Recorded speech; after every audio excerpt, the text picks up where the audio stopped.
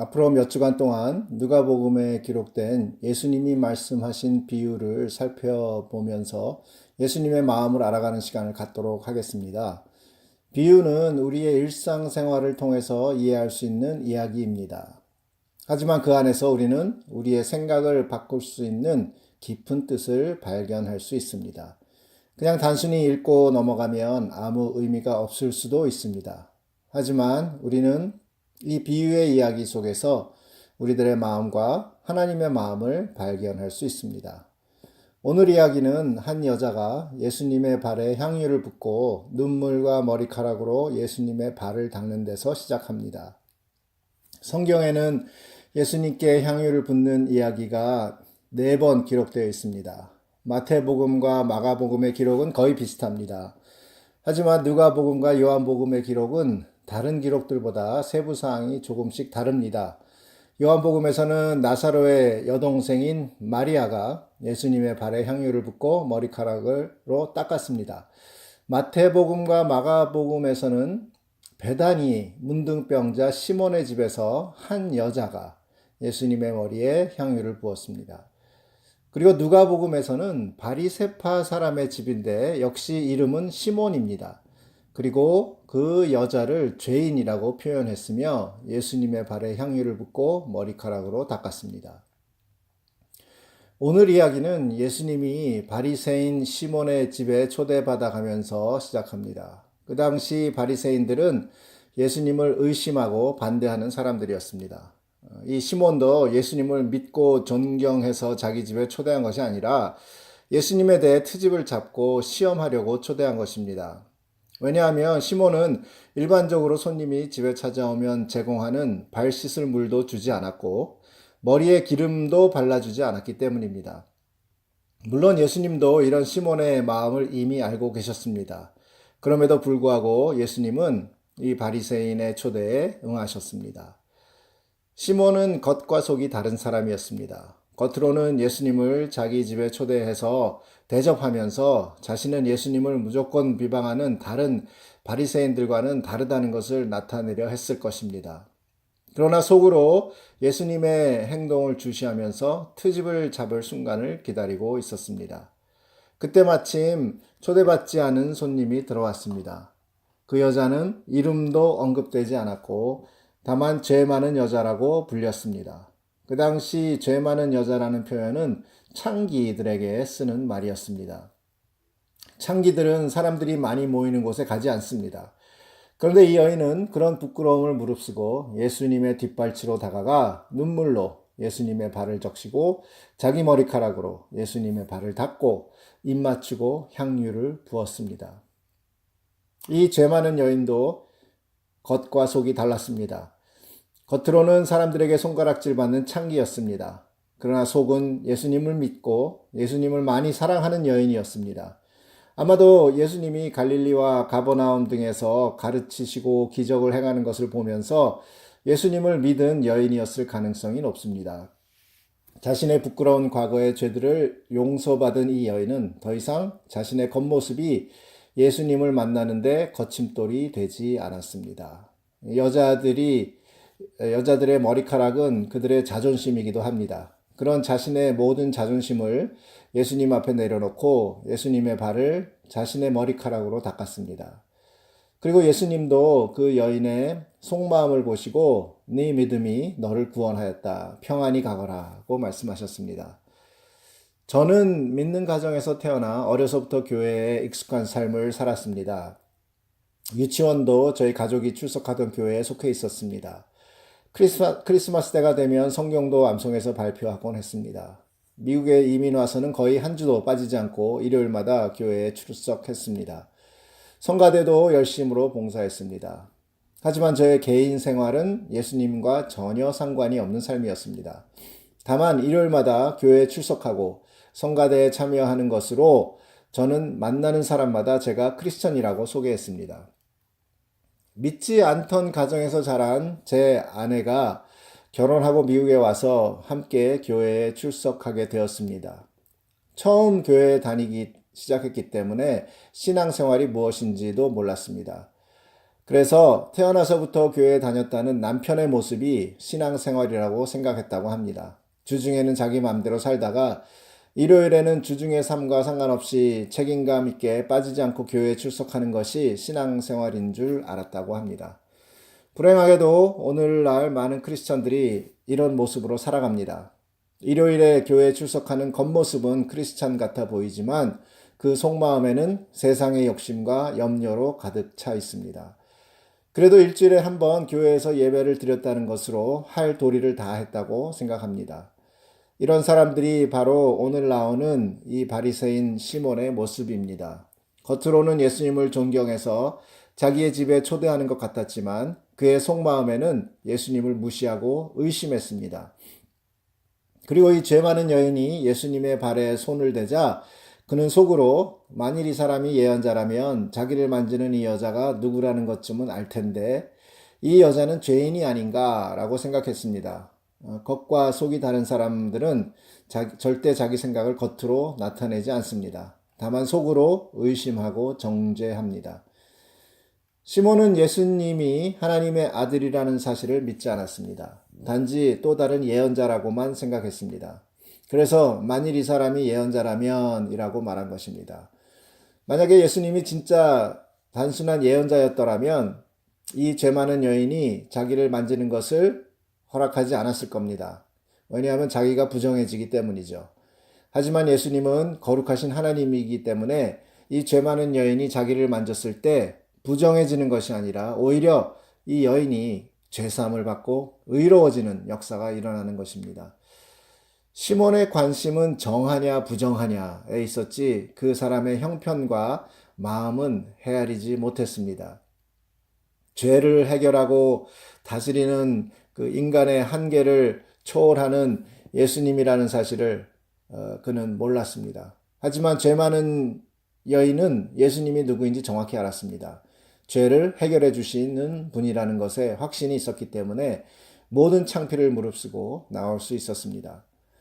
100% 믿지 않았다면 창피해서 그 자리에 오지 않았을 것입니다. 죄는 반드시 해결받아야 한다는 영적 진리를 알았습니다. 그리고 그 해결자는 바로 예수 그리스도이신 것도 알았습니다. 사람들은 겉모습에 예민합니다. 겉모습에 따라 대하는 태도가 바뀝니다. 저는 비행기 여행할 때 가능하면 정장을 하려고 합니다. 그러면 비행사 직원들의 대하는 태도가 다르기 때문입니다. 무슨 부탁을 해도 잘 들어줍니다. 하지만 하나님은 우리들의 속마음에 예민합니다. 하나님은 우리 마음속 깊은 곳에 감춰진 우리의 마음을 아십니다. 그리고 그 마음을 다루기 원하십니다. 우리의 마음이 변하면 우리의 겉모습이 변합니다. 그러나 우리의 겉모습은 우리의 마음을 바꿀 수 없습니다. 그래서 율법은 우리의 마음을 바꿀 수 없는 것입니다. 율법은 우리의 겉모습을 바꾸는 도구일 뿐 우리의 마음까지 바꿀 수는 없습니다. 우리의 마음의 변화는 내가 죽고 내 안에 성령님이 거하실 때에 가능한 것입니다.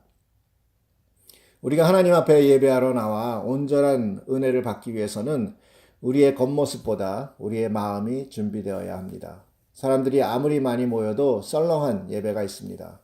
반면에 소수의 사람들이 모였는데도 아주 뜨거운 예배가 있습니다. 또 똑같은 사람들이 모였는데 어떤 주일은 예배가 뜨겁고 어떤 주일은 냉랭할 때가 있습니다. 왜냐하면 예배는 우리들의 겉모습에 딸린 것이 아니라 우리의 속마음에 딸렸기 때문입니다. 일주일 내내 내 마음대로 살다가 일요일에 한번 예배에 참석했을 때 저의 모습을 생각해 보면 일종의 도리 또는 자만심으로 한 것이지 은혜와는 전혀 상관이 없었습니다.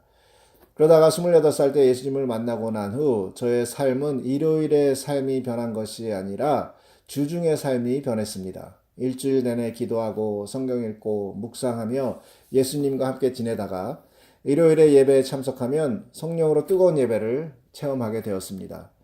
예배 자체가 변한 것이 아니라 내 속마음이 변했기 때문입니다. 그래서 똑같은 예배를 드려도 그 가운데 흐르는 성령님의 역사가 다른 것입니다. 예수님께서는 바리새인 시몬의 마음을 아시고 아주 간단한 질문을 하십니다. 오늘 본문 41절부터 보면 돈놀이하는 어떤 사람에게 빚을 진 두 사람이 있었는데 하나는 500데나리온, 하나는 50데나리온 빚을 졌다.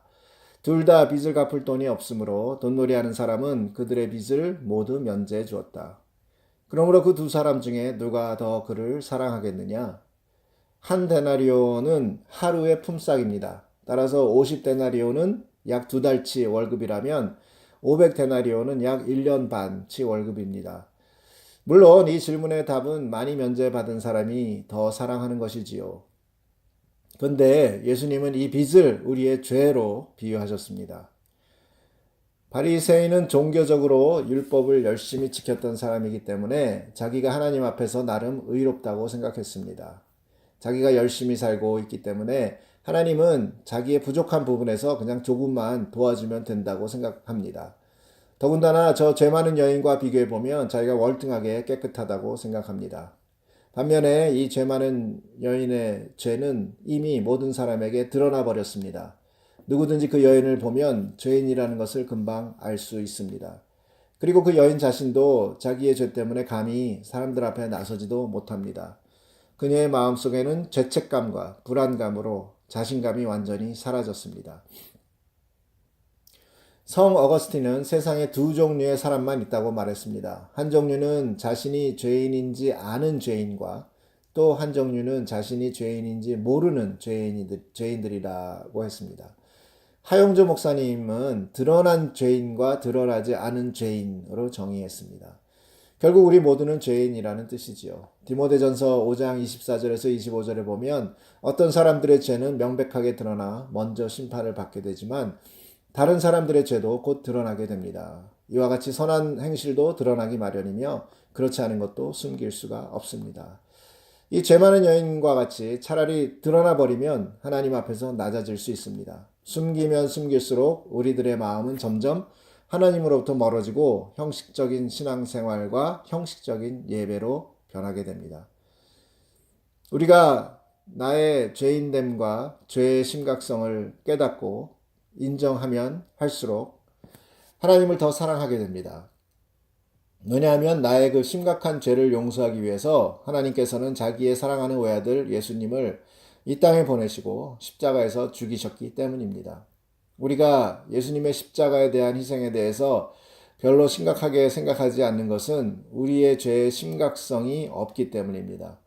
다만 천국에 들어가기 위해서 믿는 얄팍한 믿음이 바리새인과 같은 형식적인 신앙인으로 만들어가는 겁니다.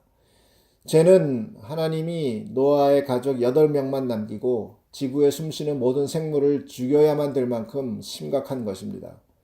내가 인정하든 인정하지 않든 우리 모두는 이런 심각한 죄인들입니다. 그리고 이미 자기의 죄가 다 드러나 버린 이 여인에게는 더 이상 예수님 앞에서 내세울 자존심도 부끄러움도 없었습니다. 자기의 자존심인 머리를 풀어 예수님의 발을 닦고 자기의 전 재산인 향유를 아낌없이 예수님의 발에 부었습니다. 한없이 흐르는 눈물로 그의 발을 닦았습니다. 그런 여인에게 예수님께서는 내 믿음이 너를 구원하였다. 평안히 가거라 하고 말씀하셨습니다. 바닥에 떨어졌던 그 여인의 자존심이 예수님의 이 말 한마디로 다시 세워졌습니다. 우리의 자존심은 내가 누구를 사랑하느냐에 달린 것이 아니라 내가 누구에게 사랑을 받느냐에 달린 것입니다. 자신의 죄가 모두 드러나 사람들에게 조롱받고 멸시받으며 모두 잃어버렸던 그 여인의 자존심이 예수님의 따뜻한 사랑의 한마디로 완전히 회복되었습니다. 하나님의 사랑을 받는 그 사람보다 더 큰 자존심은 없습니다.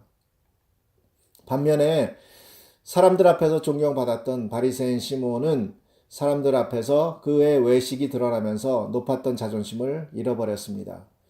예수님은 바리새인과 여인을 비교하면서 이렇게 말씀하셨습니다. 오늘 본문 44절 이하에 보면 그 여자를 돌아보시며 시몬에게 다시 말씀하셨다. 이 여자가 보이느냐? 내가 네 집에 들어왔을 때 너는 나에게 발 씻을 물도 주지 않았으나 이 여자는 눈물로 내 발을 적시고 머리카락으로 닦아주었다. 너는 나에게 입 맞추지도 않았으나 이 여자는 내가 들어올 때부터 계속 내 발에 입을 맞췄다. 너는 내 머리에 아무 기름도 발라주지 않았으나 이 여자는 향유를 내 발에 부었다. 그러므로 내가 너에게 말하지만 이 여자의 많은 죄가 용서를 받았다. 그것은 이 여자가 나를 많이 사랑했기 때문이다. 그러나 적게 용서받은 사람은 적게 사랑한다. 손님이 집에 방문했을 때 기본적으로 해야 할 발 씻을 물조차도 주지 않았고 머리에 기름도 발라주지 않으면서 속으로 예수님을 의심하던 그 마음이 사람들 앞에 드러났습니다. 자기가 천하게 여겼던 그 여인이 오히려 죄사함을 받고 평안을 얻었습니다. 하나님은 우리의 겉모습보다 우리의 마음을 보십니다. 그리고 우리의 죄를 용서하시고 구원을 하시고 평안을 주십니다. 그곳에는 많은 사람들이 모여 있었습니다. 그리고 그 사람들도 역시 속으로 이 사람이 도대체 누군데 남의 죄까지 용서해 주는가 하며 수군거렸습니다. 그 많은 사람들 중에 오직 한 명, 그 죄 많은 여인만이 죄사함을 받았습니다. 사도 바울도 죄가 많은 곳에 은혜가 많다고 했습니다. 죄는 부끄러운 것입니다. 죄는 드러내고 싶지 않은 것입니다. 그러나 부끄럽고 드러내고 싶지 않다고 해서 죄가 없는 것은 아닙니다. 죄가 드러날 때 사람들 앞에서 나의 자존심은 땅에 떨어질지 모르지만 그 죄를 용서하시는 하나님의 사랑이 나의 자존심을 회복하십니다. 그리고 그 자존심은 교만이 아닌 겸손한 마음으로 하나님을 더욱 사랑하게 됩니다. 예배는 주님 앞에 향유를 드리고 발에 입 맞추고 머리카락으로 닦는 것입니다. 구원에 감사하여 몸과 마음과 시간과 물질 등 나의 모든 것을 계산하지 않고 다 드리는 것입니다. 내가 드려야 하나님을 만나는 것이 아니라 내가 하나님을 만난 만큼 드리는 것이 예배이며 신앙생활입니다. 이렇게 예배가 회복되어 우리 교회와 가정이 믿음에 굳게 서서 마지막 때에 흔들리지 않는 예수님의 지체들이 되길 주님의 이름으로 축원합니다.